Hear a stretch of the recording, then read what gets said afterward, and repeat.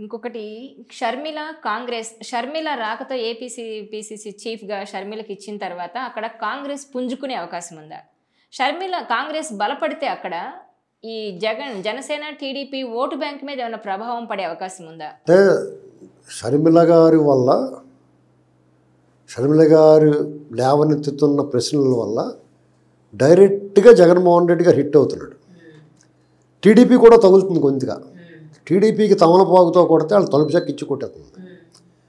ప్రధానంగా జగన్మోహన్ రెడ్డి గారు vote bank అయిన మైనారిటీలు, క్రిస్టియన్స్, దళితులు, రెడ్ల కమ్యూనిటీ వీళ్ళు ప్రధానం. జగన్కి వీళ్ళంతా ఈ కమ్యూనిటీ వాళ్ళంతా కూడా టీడీపీని ఫస్ట్ నుంచి ద్వేషించిన వాళ్ళు, చంద్రబాబు గారు నచ్చని వాళ్ళు, వాళ్ళ సామాజిక వర్గం పట్ల ద్వేషం ఉన్నవాళ్ళు,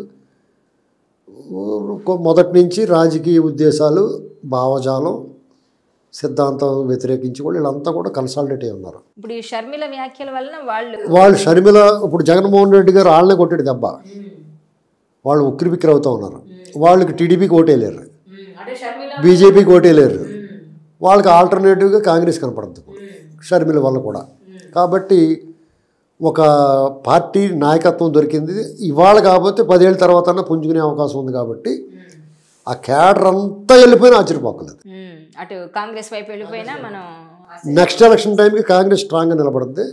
వైసీపీ ఆచూకీ ఆన్మల్ లేకుండా పోతుంది. ఈ వీడియో మీకు నచ్చినట్లయితే please share, like and subscribe R24 Telugu.